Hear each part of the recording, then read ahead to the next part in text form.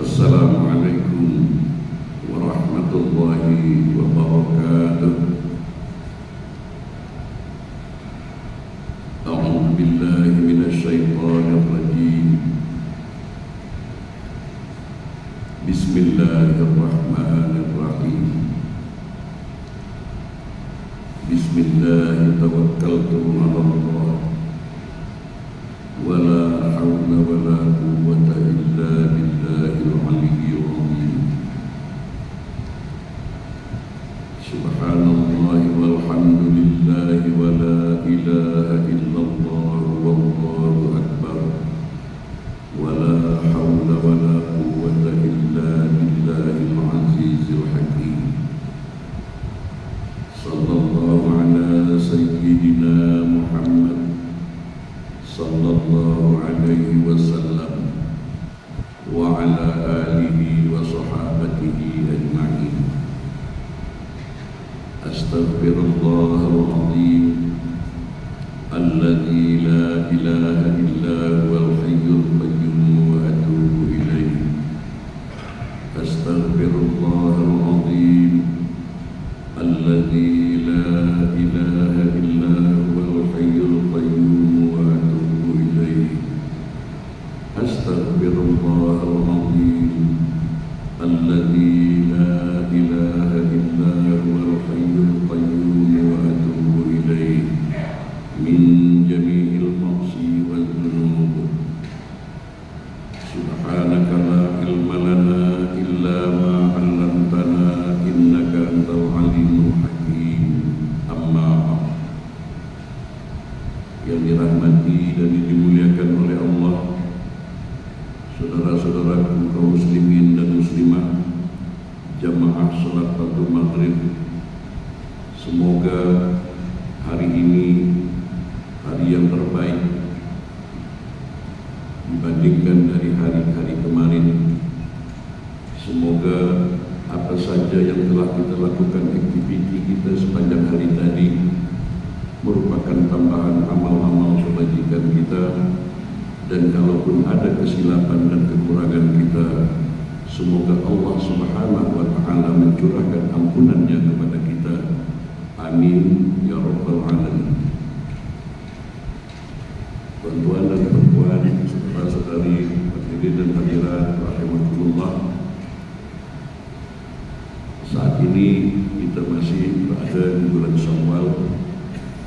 Mari kita mengimbas kembali Ramadan bulan lepas yang kita telah lalui, yakni apa yang kita buat pasca Ramadan, setelah Ramadan, dan kita mengharungi kehidupan untuk menyongsong Ramadan berikutnya kalau Allah Subhanahu wa Ta'ala masih memberikan kita peluang dan usia.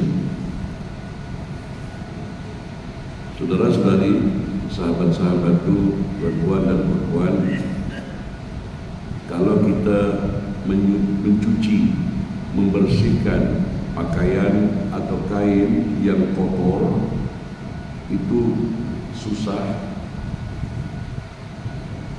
Namun setelah dia bersih, setelah dia suci, untuk mempertahankan tetap bersih, tetap suci, itu juga akan lebih susah lagi. Sepanjang Ramadan yang lepas, kita telah memasuki madrasah rohaniyah, menyucikan jiwa kita, menyucikan rohani kita. Itu cukup berat. Namun akan lebih berat lagi sepanjang bulan sampai ke Ramadan tahun hadapan, agar tetap suci, tetap bersih. Itu pekerjaan yang cukup berat. Kemudian mari kita mengimbas kembali, saya ulang-ulangi, salah satu matlamat dari kita menunaikan Ramadan adalah la'allakum tattaqun, agar kamu mudah-mudahan menjadi orang yang bertakwa. Karena takwa itulah sebaik-baik bekal yang nak kita bawa kelak setelah kita meninggalkan dunia fana ini.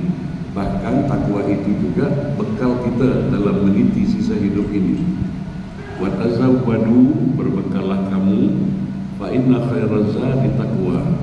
Sebaik-baik bekal itu adalah takwa. Nah, inilah matlamat kita digembleng dalam sebulan Ramadan. Apakah matlamat takwa itu telah dapat kita raih atau belum? Nah, berulang-ulang kali saya sampaikan, takwa itu bukan hanya teori, bukan hanya dalam kitab, bukan hanya disampaikan dalam kelas-kelas ataupun ceramah tentang agama, tapi takwa itu nak kena buktikan, nak kena kita buktikan di dalam perilaku kita sehari-hari. Itu sudah selalu saya sampaikan. Untuk mengukur ibadah Ramadan kita tercapai atau tidak, tengok perubahan dalam diri kita. Adakah akhlak ataupun perilaku takwa itu di dalam aktiviti kita sehari-hari? Di antaranya ya dirujuk buku pertama dalam Al-Quran itu Alif Lam Mim, Dzalikal kitabu la raiba fihi. Alif Lam Mim, inilah kitab Al-Quran yang di dalamnya tak ada keraguan sedikit pun. Quran benar itu adalah wahyu Allah. Apa fungsinya?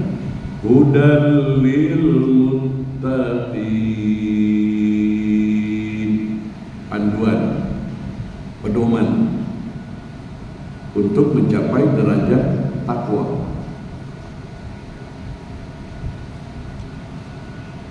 Lalu orang yang takwa tadi diterangkan kelanjutan ayat tadi. Siapa orang yang bertakwa? Macam mana akhlak perilakunya? Alladzina yu'minuna bil ghaib. Orang yang bertakwa itu meyakini, mengimani perkara-perkara yang gaib. Selama ini kita berpandangan bahwa surga itu gaib, neraka itu gaib, malaikat itu gaib. Padahal malaikat Jibril pernah berjumpa dengan Rasulullah secara nyata, beradu lutut, menerangkan. Malaikat Jibril bertanya, wahai Muhammad, apakah itu iman? Apakah itu Islam? Kemudian baginda Rasulullah menjawab, orang yang bertanya yang lebih paham. Maka malaikat Jibril menerangkan apa itu Islam. Kemudian apakah itu iman?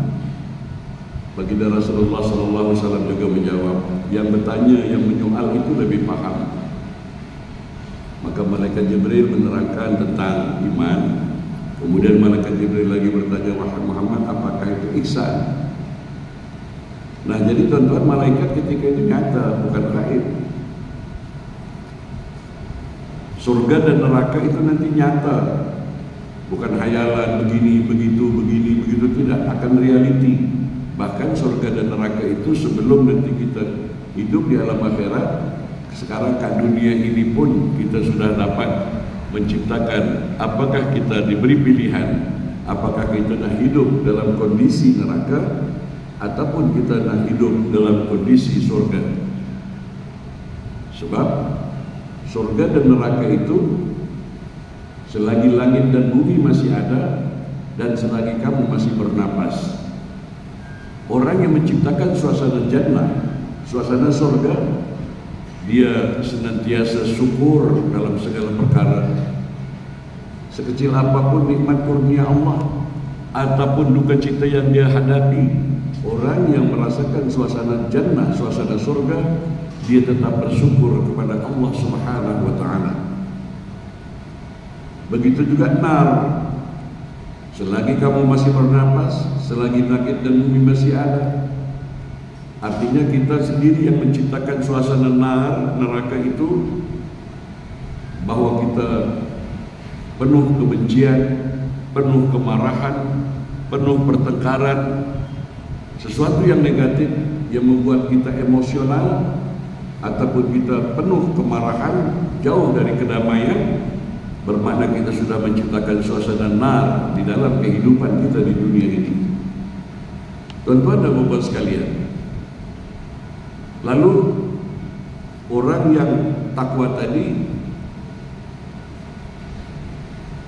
wa yuqimun as-shalah, dia sentiasa perhatikan qiyam, bukan melaksanakan, bukan mengerjakan, tetapi mendirikan salat.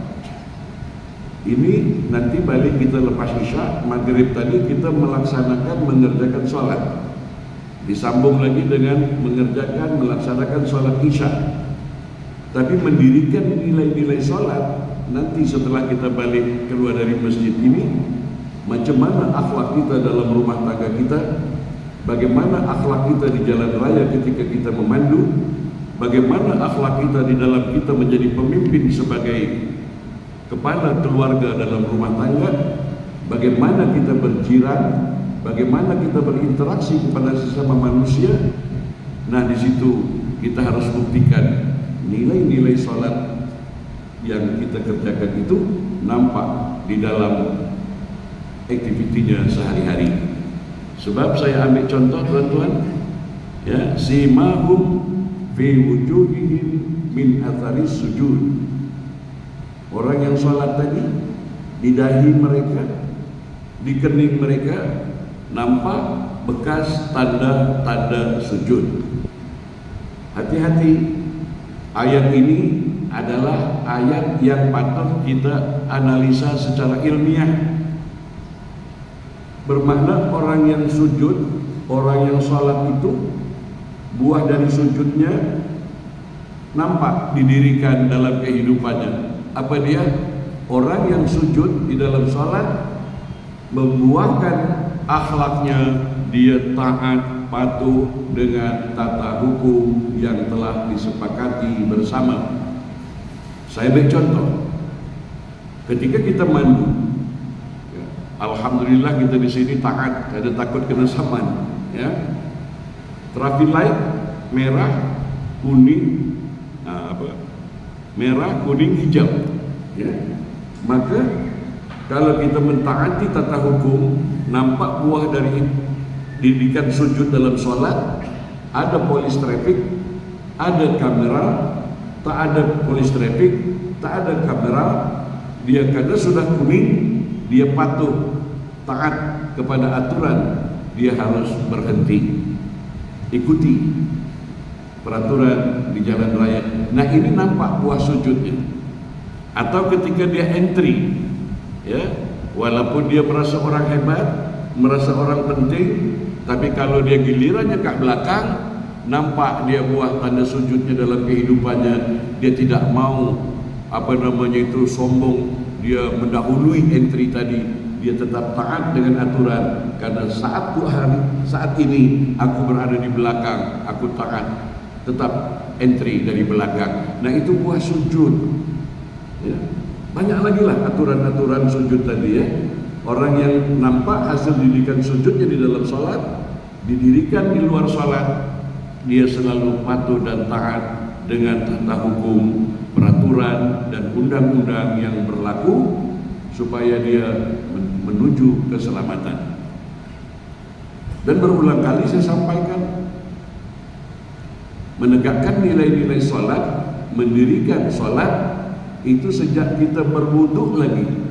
Itu Allah Subhanahu wa taala nak minta bukti di mana pengamalan didikan dari berwuduk tadi. Seperti contoh, kita membersihkan anggota tubuh kita bersih. Tetapi ingat itu di dalam ajaran fikih kita, taharah, mensucikan, menyucikan.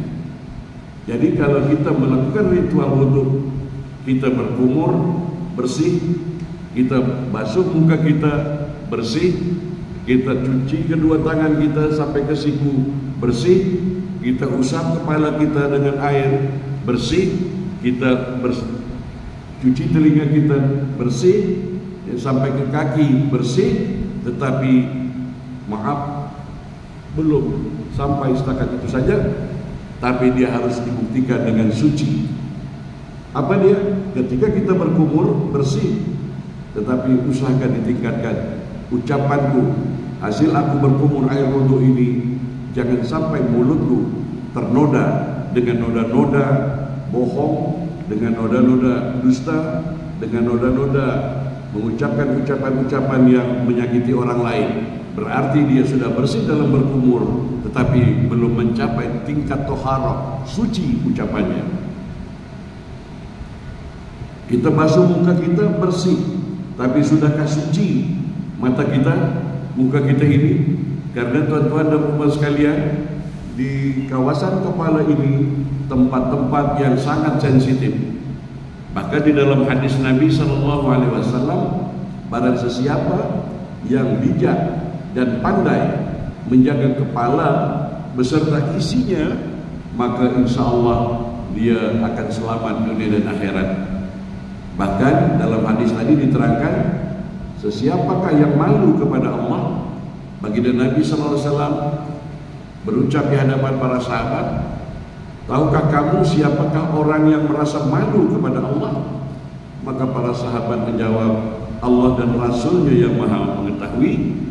Maka baginda Rasulullah SAW melanjutkan sabdanya, orang yang benar-benar malu kepada Allah adalah orang yang mampu menjaga kepala beserta isinya.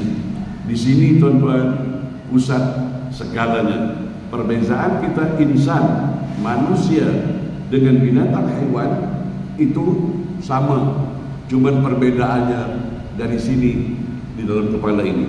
Sebab dari sini ke perut, ya, sama dengan makhluk hewan ternak. Yang membedakan insan adalah dia menjaga ini. Maka saya pernah membuat satu YouTube, manusiakan isi kepalamu. Sebab tuan-tuan dan puan sekalian, tujuan kita beribadah, tujuan kita beragama agar kita berpikir yang positif, agar kita cerdas, karena di sini ada akal. Jangan menjadi orang yang jahil sepanjang hidup. Kita harus menjadi orang yang cerdas, yang bijak lestari. Dia berada alatnya, ya, spare partnya ada di dalam sini, yakni akal. Jadi oleh sebab itu tuan-tuan dan puan sekalian, ketika kita membasuh muka lalu membasuh kepala, boleh kita berdoa dalam hati, ya Allah, bersihkan, sucikan kepalaku dan isinya. Ketika kita mengusap kepala, rambut, berdoa kita dalam hati, ya Allah, bersihkan akalku, berikan aku akal yang penuh kesadaran, ya, pemikiran yang benar. Sebab apapun yang terjadi, apakah kita itu happy atau tidak, itu tergantung bagaimana kita memanage pikiran kita. Memanage pikiran kita. Kadang-kadang kalau kita gagal dalam memanage pikiran kita, dapat menyebabkan nak tidur pun terganggu, tak boleh tidur. Apalagi kalau berpikir negatif tentang orang lain. Orang yang kita berpikir negatif tapi sudah nyenyak tidur, kita yang tersiksa karena kita tidak dapat memanage pikiran kita ini. Oleh sebab itu dalam Al-Quran bertebaran kalimat afala taqilun, afala yatafakkarun, afala tatazakkarun. Mengapa kau tidak gunakan akal? Mengapa kau tidak berpikir? Mengapa kau tidak mengambil pembelajaran? Jadi saudara-saudaraku sekalian, kita banyak duduk ataupun berhenti setakat makam zikir, ya. Di 10 akhir ayat 10 akhir ayat dalam surah Ali Imran, inna fi khalqis samawati wal ardi wa ikhtilafil laili wan nahar, sesungguhnya di dalam penciptaan langit dan bumi, pergantian malam dan siang, li ayatil liulil albab, terdapat tanda-tanda orang ulil albab. Siapakah orang ulil albab itu? Lanjutan ayat ini. Alladzina yadhkuruna Allaha qiyaman wa qu'udan wa 'ala junubihim. Orang-orang yang berzikir mengingati Allah baik dikala berdiri maupun duduk ataupun sambil berbaring. Nah, kita banyak berhenti di makam zikir saja, tapi dia tidak melanjutkan makam ayat berikutnya. Wa yatafakkaruna fi khalqis samawati wal ardh.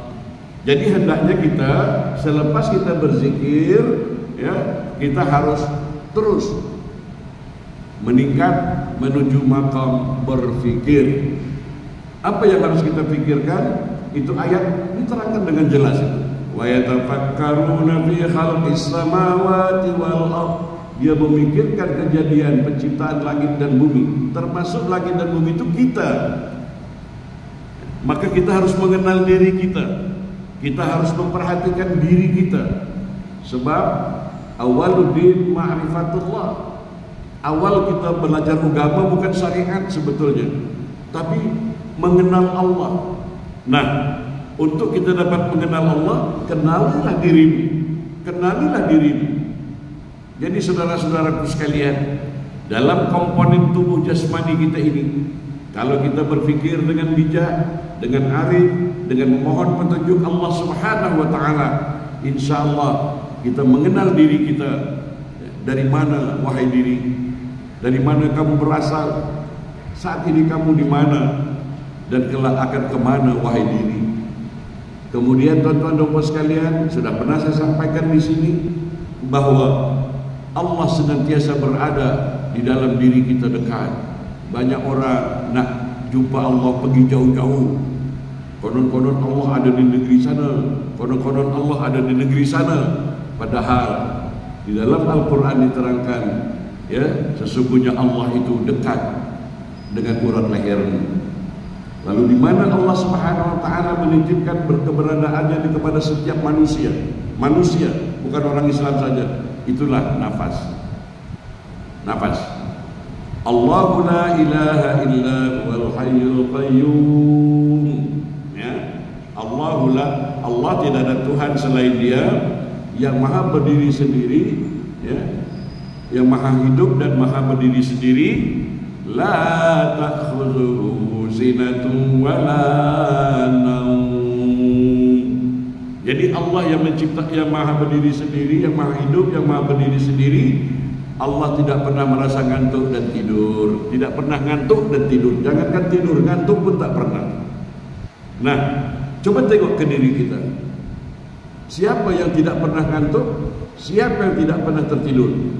Nanti kalau kita nanti penat tidur, tangan kita tertidur tak sadar, telinga kita dengar sesuara tak dengar, mata kita terpejam, ya. Ada di situ yang tidak tidur adalah nafas.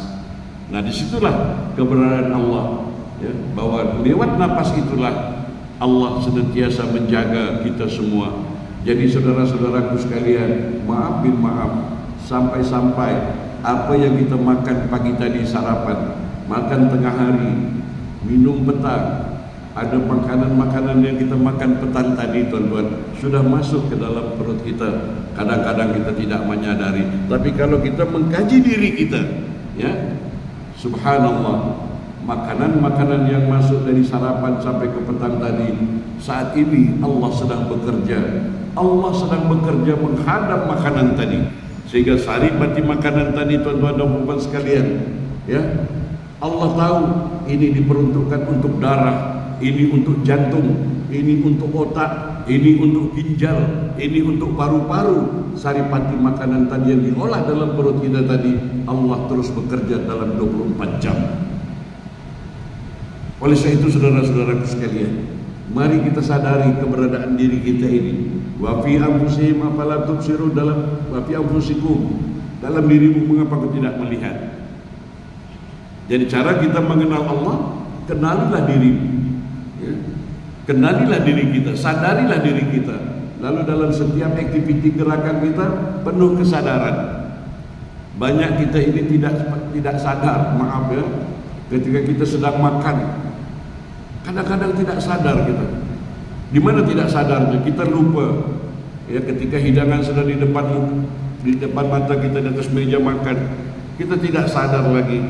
Kita hanya terdoktrin dengan dogma Allahumma barik lana fima razaqtana wa qina azabannar. Itu saja. Tetapi kita tidak sadar. Pernahkah ketika kita menghadap makanan di meja makan, kita tengok butiran-butiran nasi, terkenangkah tidak kita dengan petani padi di sawah yang berlumpur menanam padi sekian lama, kemudian dari padi tadi diolah menjadi beras? Terkenangkah kita tidak berapa banyak orang yang terlibat di dalam mengelola padi tadi menjadi beras? Setelah beras tadi menjadi nasi, terkenangkah tidak kita dengan jasa istri kita yang menanak beras tadi menjadi nasi? Belum lagi kita berpikir menyadari tentang pinggannya, sudunya, garpunya, cawanya, melibatkan orang lain, tuan-tuan.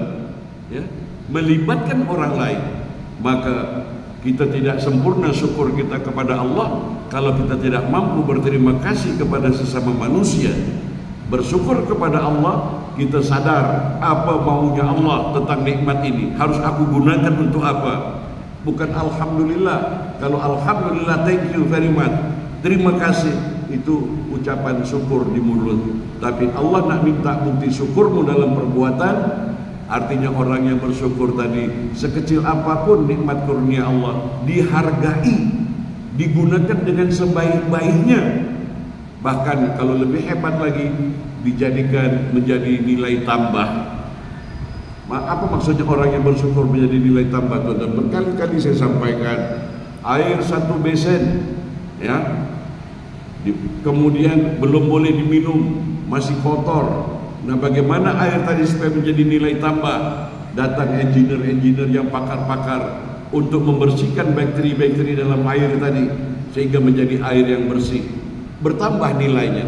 Kalau tadi air satu besen mungkin 50 sen, tapi setelah dia diolah menjadi air mineral, menjadi beberapa botol, dia bertambah nilainya. Nah, orang yang dapat berbuat demikian, itu orang yang bersyukur. Dia membuat pemberian Allah tadi menjadi bertambah nilainya. Ya, kita dianugerahkan oleh Allah kawasan tanah, ini tanah aku hamparkan. Orang yang bersyukur, dia tidak akan menjadikan tanah itu tanah terbiar. Dia akan tingkatkan nilai tanah tadi agar bertambah bermanfaat yang dapat dirasakan umat manusia. Manusia, tuan-tuan, khairun nas anfa'uhum linnas. Ya. Nah, kita diberikan oleh Allah sama. Ya. Fisik kita sama. Ada yang tak sama, tuan-tuan. Yang apa? Banyak kita tak sama dalam pemberian Allah. Ada orang yang banyak uang, ini tak ada uang. Ada orang yang handsome, ada yang tak handsome. Ada orang yang itu pandai, bijak, ada orang sederhana. Tetapi tuan-tuan, ada yang sama adalah waktu, masa. Nah, orang yang bersyukur, dia harus, orang yang bertakwa, orang yang bersyukur, dia harus pandai dan bijak membagi masanya. Maka rugilah orang yang apabila masa yang diberikan oleh Allah, kalau kita mau muhasabah, bertafakkur, sudah berapa tahun usia kita diberikan oleh Allah? Sama 24 jam, sama. Tetapi orang yang bijak menggunakan waktunya tadi, dia akan berjaya. Itulah dalam Al-Quran disebutkan, wal as, demi masa. Allah bersumpah demi masa. Nah, kalau diterjemahkan dengan bahasa bebas tapi tidak lari, tetap dalam koridor, apa dia? Demi masa itu, today is yesterday and tomorrow is today. Wal asri tadi, apa yang terjadi hari ini adalah hasil perbuatan kita hari-hari kemarin, dan apa yang akan terjadi hari esok, segera jangan buang masa apa yang kita harus buat pada hari ini. Kalau bahasa Jepunnya, saiki yo wingi, siso yo saiki. Jepun Jawa, ya. Artinya saiki sekarang adalah wingi hari kemarin, siso apa yang terjadi esok. Segera kita jangan buang masa, segera kita lakukan hari ini. Oleh sebab itu saudara-saudaraku sekalian, innal insana lafi khusr. Inna, sesungguhnya manusia dalam kerugian, rugi. Nah, kadang-kadang jarang kita berpikir, tuan-tuan. Orang yang rugi itu bukan dia tidak melakukan, bukan dia tidak action, bukan dia tidak berbuat, tetapi dia melakukan, dia action, dia berbuat, tapi hasilnya nol, hasilnya zero. Inilah orang yang rugi. Kalau orang tak berbuat, ya apa nak cakap rugi? Ya. Jadi dalam kehidupan itu sesungguhnya manusia dalam kerugian, rugi. Rugi di sini karena dia sudah berbuat, sudah menghayal sudah dapat pahala, sudah menghayal dapat ganjaran, sudah menghayal bakal masuk surga, ternyata meleset, rugi. Sekian puluh tahun usianya diberi, rugi. Rugi lagi kalau saya ambilkan dengan berniaga, dia sudah berniaga, sudah keluar modal, sudah belajar cara berniaga, ya. Ternyata hasilnya tak sesuai dengan apa yang diharapkan, itu orang rugi. Nah, maka dalam ayat yang lain, tuan-tuan, ada sekelompok manusia dalam neraka menjerit-jerit, ya Allah, kembalikan aku ke semula ke dunia, agar aku dapat melaksanakan amal soleh yang berbeza ketika aku hidup dulu, yang berlainan dari ketika aku hidup dulu. Nah, itu yang rugi itu, saudara-saudaraku sekalian. Dia melakukan sesuatu aktiviti amal-amal soleh, konon, tetapi ternyata zero. Nah, dilanjutkan di situ ayat, illal ladzina amanu, kecuali orang-orang yang beriman. Maaf bin maaf, tuan-tuan, mungkin saya juga sama, kita baru setakat ngaku-ngaku beriman, tapi belum kita buktikan betulkah kita ini sebagai orang yang beriman. Selama ini kita memahami orang yang beriman tadi menghafalkan rukun iman yang 6. Itu pun berat tuan-tuan. Contohnya kitab Al-Quran, mengimani kitab yang diturunkan, yakni Al-Quran, dan mengimani kitab-kitab yang diturunkan sebelumnya. Sedangkan yang kita pahami kitab Al-Quran dan kitab yang diturunkan sebelumnya adalah Zabur, Taurat, Injil. Bagaimana kita nak berhadapan dengan Allah? Aku sudah iman dengan Zabur, aku sudah beriman dengan Taurat, aku sudah beriman dengan Injil. Bagaimana kita nak jawab nanti? Nah, oleh sebab itu, tuan-tuan dan puan sekalian, disinilah sumber keharmonian sebetulnya.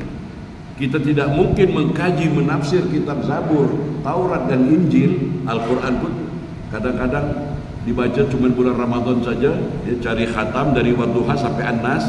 Macam mana kita nak mengimani Al-Quran, menggali isi Al-Quran? Kenapa, tuan-tuan?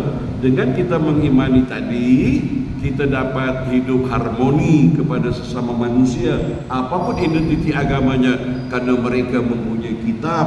Ya, tak payah kita mempersoalkan, oh itu sudah dipalsukan. Ya. Kita senang-senang duduk, kitab-kitab yang sebelum sudah banyak intervensi, sudah banyak pemalsuan. Kalau kita mau jujur sendiri, tuan-tuan, menafsirkan Al-Quran ini sendiri 10 orang, ya, 10 pendapat.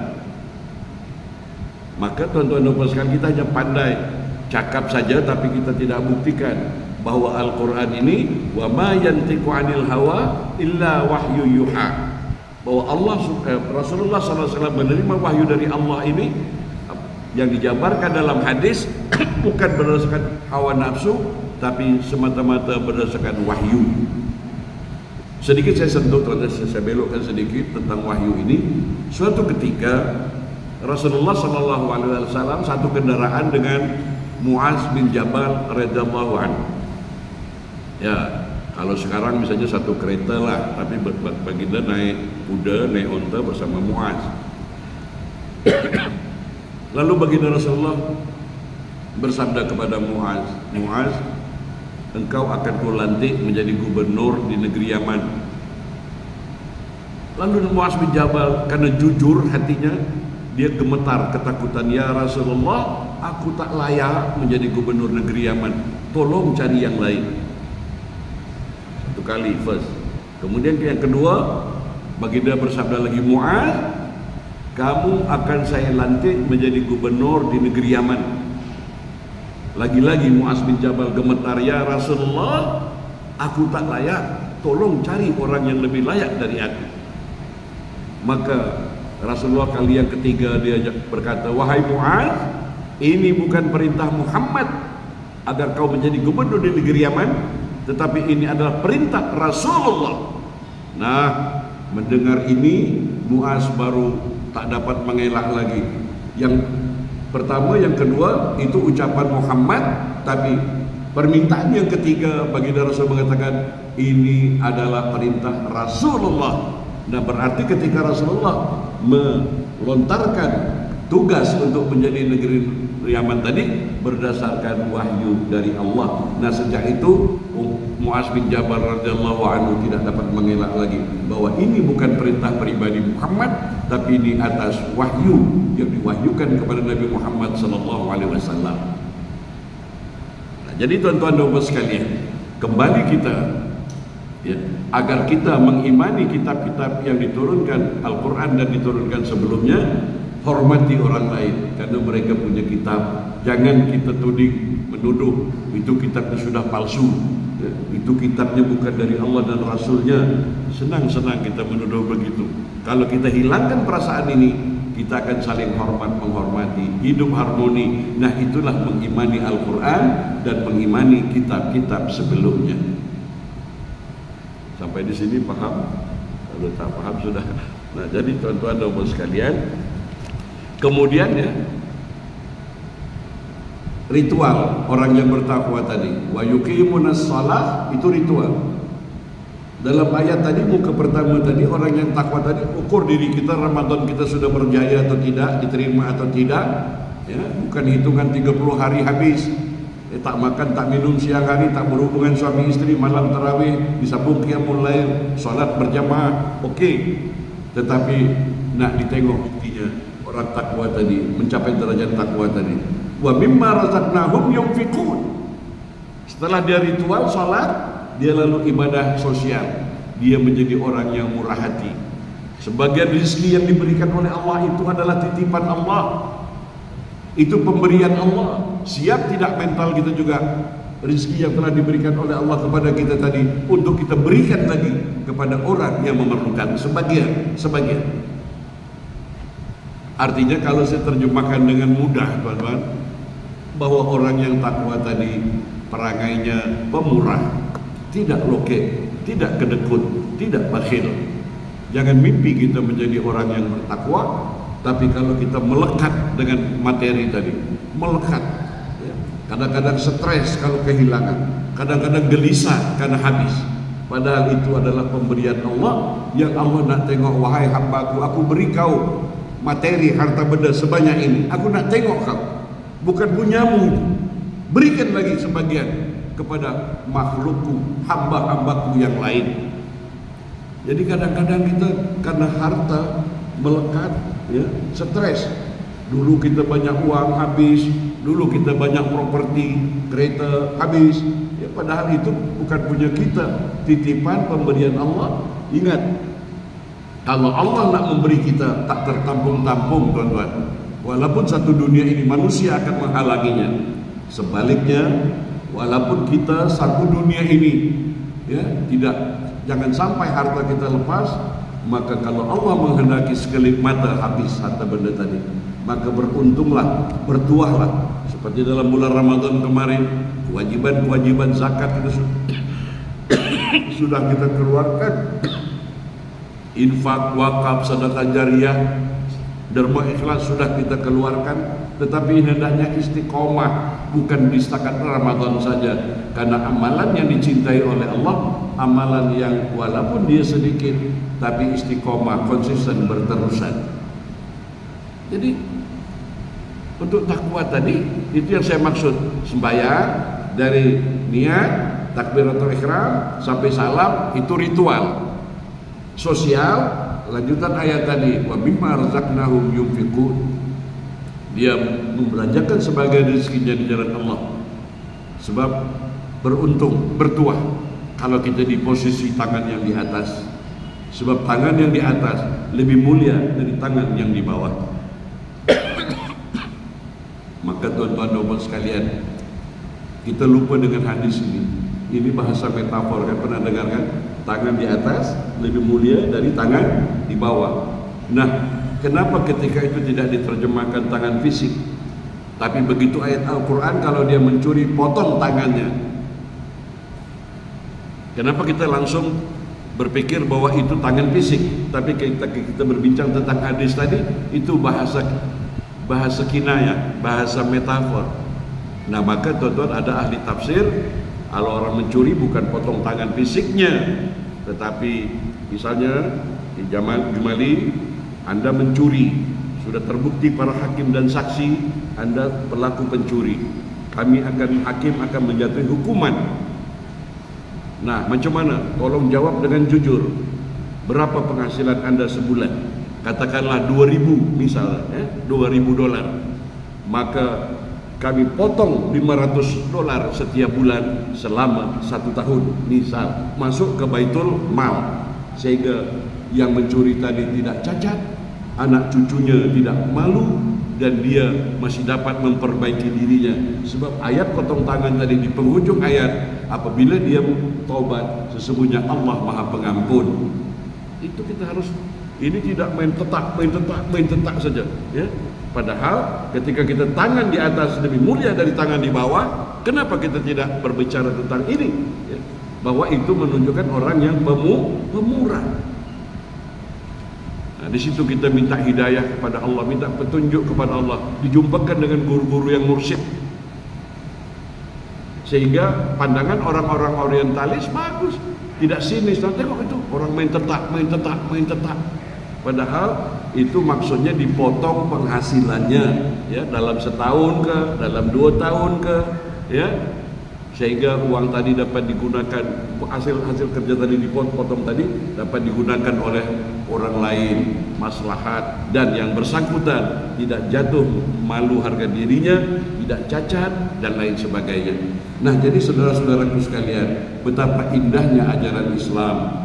Oleh sebab itu, ya, tentang takwa ini, itu sebaik-baik bekal. Dan lawannya, tuan-tuan, mari sama-sama saya menasihati diri saya, tuan-tuan dan puan-puan, seburuk-buruk bekal adalah ketika kita hidup ini menumpuk-numpuk kezaliman, berbuat zalim, baik terhadap diri kita, terhadap ahli keluarga kita, terhadap sesama, terhadap makhluk ciptaan Tuhan.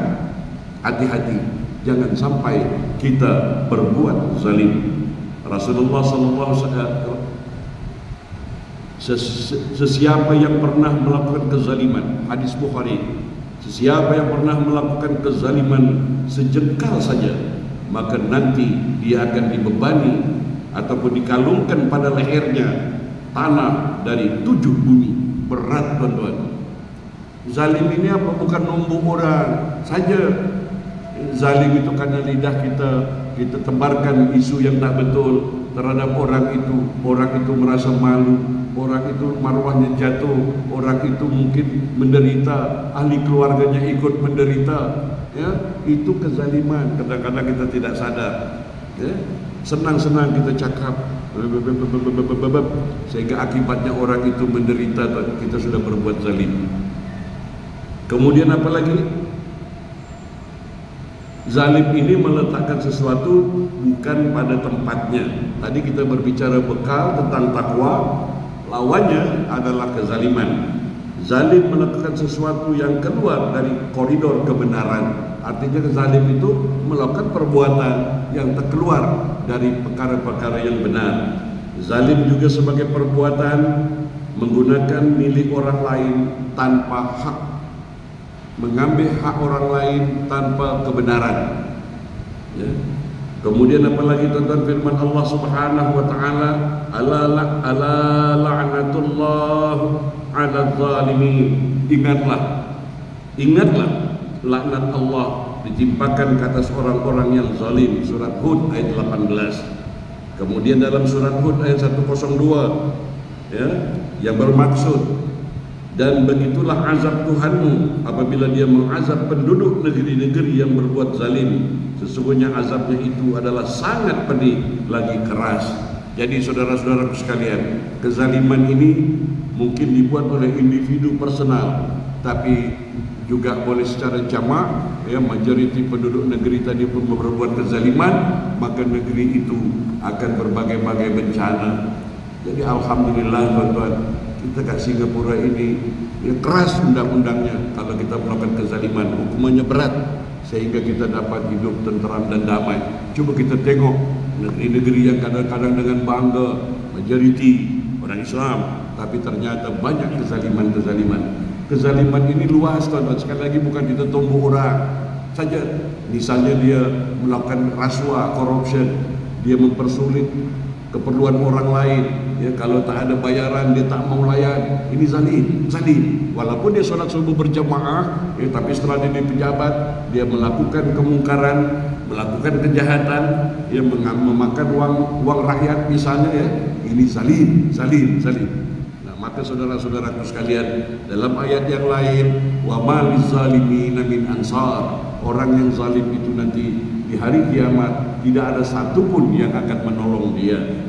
Saudara-saudaraku sekalian, terakhir sekali ketika kita mengakhiri, kita dengar Tuan Imam khutbah Jumat, selalu kita dengar innallaha ya'muru bil adli wal ihsan wa ita'i zil qurba wa yanha 'anil fahsya'i wal munkar wal baghi. Ya.